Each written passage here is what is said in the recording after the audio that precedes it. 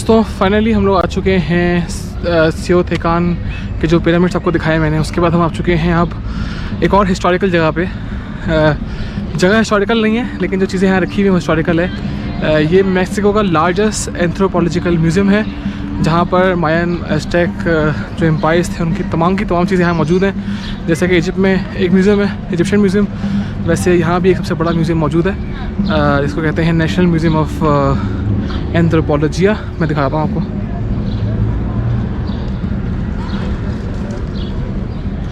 आपको अंदर लेके चलते हैं और दिखाते हैं कैसा यहाँ पर व्यू है। तकरीबन 3 घंटे का टाइम है हमारे पास एक्सप्लोर करने के लिए और आपको दिखाते हैं कि म्यूज़ियम के अंदर क्या है।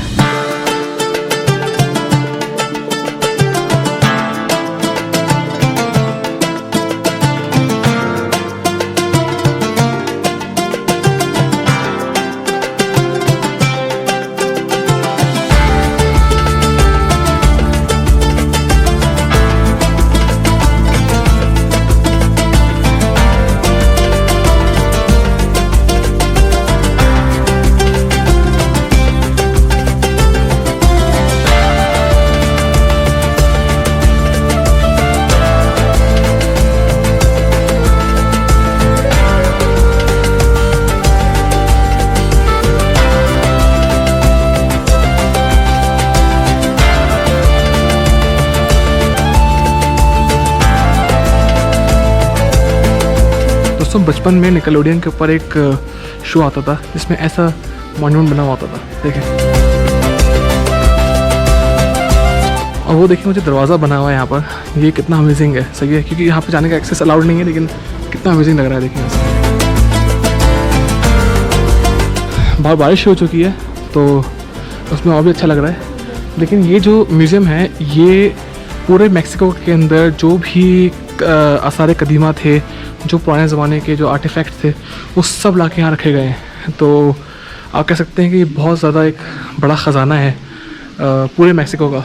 और मेरे हिसाब से तो ये बहुत ही एक ज़बरदस्त एक्सपीरियंस है यहाँ पर आना और काफ़ी अमेजिंग है। मतलब यू विल बी सरप्राइज कि दुनिया में इतनी चीज़ें चल रही हैं और चल रही थी पहले।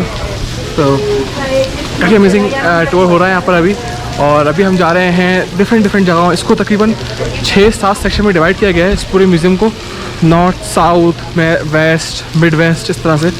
तो हम लोग हर जगह को एक्सप्लोर कर रहे हैं और आपको मज़ीद वक्तन फ़वक्तन अपडेट करते रहेंगे इस ब्लॉग के अंदर। और देखिए बारिश हो चुकी है तो मौसम भी अच्छा हो गया है, अभी बाहर घूमने मज़ा भी आ रहा है, गर्मी नहीं है।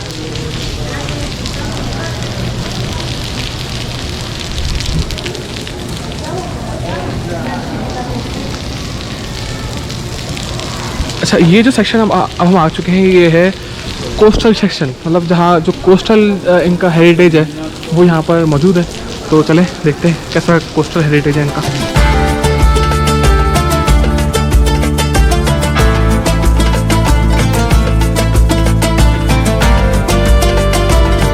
जिस तरह से स्पेनिश और अमेरिकन लोगों ने इनका तबाह किया, डिस्ट्रॉय किया था इसकी पूरी सिस्टम को इनके, तो उन्होंने प्रिजर्वेशन भी नहीं की बहुत सारी जगहों की।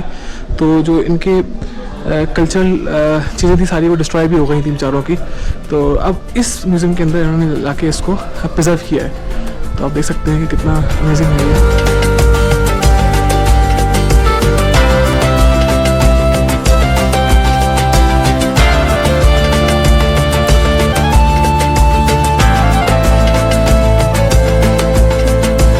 दोस्तों अब हम आ चुके हैं जो मैक्सिको के बिल्कुल सेंट्रल में, जो इनका इम्पीरियल जो बादशाहों की नवादरात वगैरह और जो आसार कदीमा चीज़ें निकली हैं, अभी हम वहाँ आ चुके हैं। और इस सेक्शन के अंदर इन्होंने सारी वो चीज़ें रखी हुई हैं जो इनके महलों से और पैलेसेस से निकली थी, तो वो दिखाते हैं।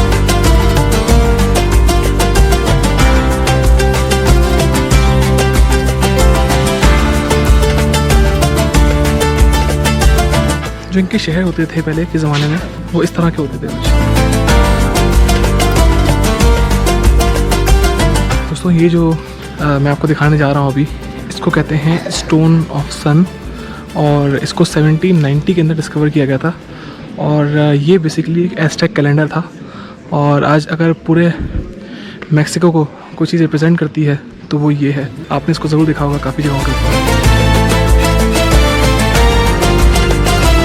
दोस्तों कॉर्न, भुट्टा जिसे हम कहते हैं, हम खाते हैं बहुत शौक़ से। भुट्टे की जो बुनियाद थी, या जो कॉर्न की बुनियाद थी, वो पड़ी थी मैक्सिको से, और इसको कहते हैं दुनिया के अंदर one of the most important advancement, क्योंकि भुट्टे की वजह से और जो कॉर्न की वजह से काफ़ी सारे फूड की जो प्रोडक्शन थी वो बढ़ गई थी। और ख़ास तौर पे इसको हम कहते हैं MEIZE, मेज़ की प्रोडक्शन। मैक्सिकन लोग ये मानते थे कि जो मेज़ है ये खुदा की तरफ से इनकी नाउज़ुबिल्ला कोई चीज़ दी गई है, तो उसकी प्रोडक्शन जो है ना वो बहुत ज़्यादा करते थे। जब स्पेनियार्ड्स ने और अमेरिकन्स को दरियाफ़्त किया, यूरोपियंस ने, तो इस चीज़ को उन्होंने दुनिया भर के अंदर फैला दिया, कॉर्न को ख़ास तौर पे। तो अगर आप कॉर्न खाते हैं तो कॉर्न की जो बुनियाद थी वो यहाँ से बढ़ी थी। और ये जो पूरा जो आर्टिफैक्ट्स यहाँ बने हुए हैं सारे, आप देख सकते हैं, ये पूरा उस कॉर्न की प्रोडक्शन के बारे में बताते हैं कि कॉर्न की प्रोडक्शन कैसे होती थी, कब होती थी, और उसमें लोगों का उसका कंट्रीब्यूशन कितना ज़्यादा था मैक्सिकन सोसाइटी के अंदर। और यही चीज़ जो है ना यहाँ पर इस म्यूज़ियम के अंदर भी लिखी गई है। जैसे यहाँ पर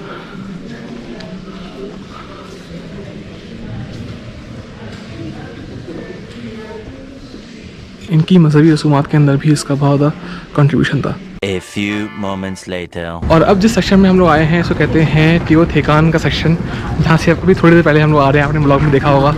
चलते हैं, देखते हैं कैसा था यहाँ पर, क्योंकि जो टियोथिकान के जो एरियाज़ थे उसके तमाम वहाँ से नवादात वगैरह आसारे का करीबा निकाल लिया गया था। सही है, तो अब हम आते हैं यहाँ पर टियोथिकान से क्या क्या चीज़ें निकली थी। Let's see.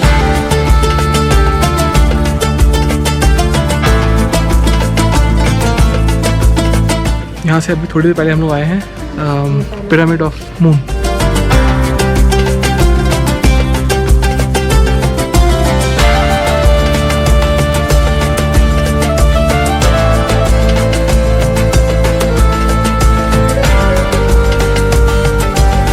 टियोथिकान के बाद हम जा रहे हैं जो अमेरिका की जो एक्चुअल हिस्ट्री है, जो प्री हिस्पैनिक अमेरिकन थे। प्री हिस्पैनिक अमेरिकन से मुराद ये है कि जब यूरोपियंस आने से पहले जो भी यहाँ पर अमेरिकन बसते थे उनके अपने, मैंने आपको बताया कि 67 डिफरेंट कल्चर्स से पहले। तो अब हम उस सेक्शन में जा रहे हैं। और हाँ, इन लोगों को वे लोग बोलते थे इंडियंस, तो हम इंडियंस को देखने जा रहे हैं। Let's see.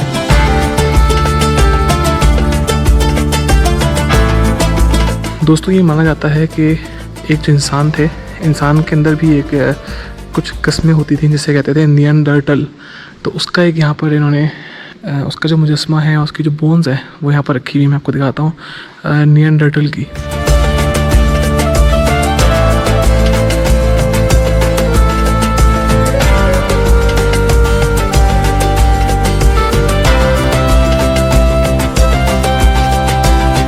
ऐसी पेंटिंग्स केव्स से दरियाफ्त हुई हैं जो उस ज़माने के लोग, कदीम ज़माने के लोग करते थे।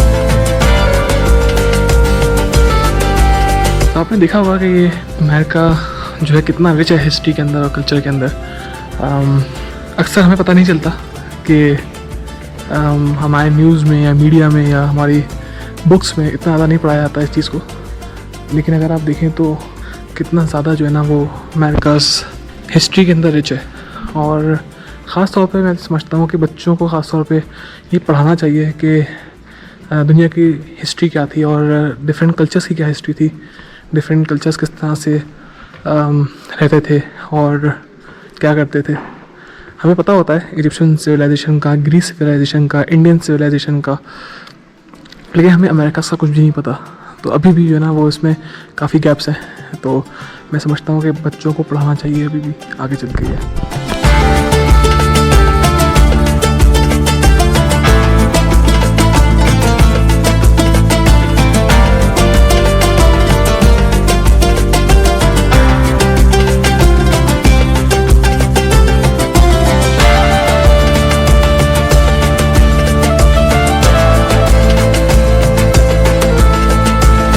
एक ज़माने में जब हाथी का साइज़ बहुत बड़ा होता था यहाँ पर, और हाथी इस इलाके में पाया जाता था, तो उसकी बोन्स यहाँ से निकली हैं।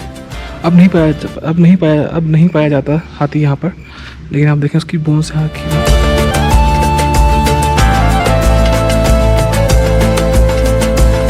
तो दोस्तों उम्मीद करता हूँ आपको मेरा आज का जो टियोथिकान का और जो म्यूज़ियम ऑफ एंथ्रोपोलॉजी है, जो अमेरिकास की और मैक्सिको की हिस्ट्री है, इसका व्लॉग पसंद आया होगा। मैंने कोशिश की है कवर करने की इस व्लॉग के अंदर पूरी मैक्सिको की हिस्ट्री, करंट लाइफ, आपको यहाँ पर कैसे आना चाहिए। ये काफ़ी लंबी सीरीज़ हो गई व्लॉग की मेरे, मुझे आइडिया है, लेकिन उम्मीद करता हूँ कि मैंने इस व्लॉग को अच्छा बनाया होगा आपके लिए और आपको मज़ा आया होगा देखने में। उम्मीद करता हूँ मैंने इस व्लॉग में हर चीज़ कवर किया होगा और आपकी उम्मीदों पे पूरा उतरा हूँ, आपकी उम्मीदों पे पूरा उतरा हूँगा। अगर आपको ये व्लॉग पसंद आया है तो प्लीज़ सब्सक्राइब कीजिए, शेयर कीजिए, लाइक कीजिए। और जब भी आप मैक्सिको आ रहे हैं या अगर यूएस भी आ रहे हैं, या जो पाकिस्तानी इंडियन कनाडा या यूएस में रहते हैं और वो घूमना चाहते हैं मैक्सिको, तो वो ये व्लॉग देख सकते हैं, ख़ास तौर पे मैक्सिको सिटी आने के लिए। और इसके अलावा आपने देखा कि कितनी अमेरिका की हिस्ट्री, जो अमेरिका प्री हिस्पैनिक या प्री यूरोपियन अमेरिका था, उसकी हिस्ट्री कितनी रिच है। तो शायद ये व्लॉग आपको थोड़ा सा एजुकेशन भी लगा होगा, क्योंकि मैंने बहुत सारी चीज़ें कवर करने की कोशिश की है इसके अंदर एक साथ। अगर पसंद आया आपको ये व्लॉग तो प्लीज़ इसको अपने दोस्तों में, फैमिली में और फ्रेंड्स में शेयर कीजिए आगे, क्योंकि अगर आप शेयर नहीं करेंगे, लाइक नहीं करेंगे, सब्सक्राइब नहीं करेंगे तो मेरा चैनल ग्रो नहीं होगा। सो प्लीज़ इस चैनल को सब्सक्राइब कीजिए और मेरी इस वीडियो को जितना फैला सकते हैं फैलाएँ आगे। और जो लोग मैक्सिको आने के ख्वाहिशमंद हैं, जिन लोगों के पास यूएस के B1 B2 वीज़ा लगे हुए हैं, शेंजन वीज़ा लगे हुए हैं या कनाडा का वीज़ा लगा हुआ है, वो लोग यहाँ पर आ सकते हैं बआसानी। तो वो लोग यहाँ पर ज़रूर आएँ, घूमें, एंजॉय करें इस जगह को।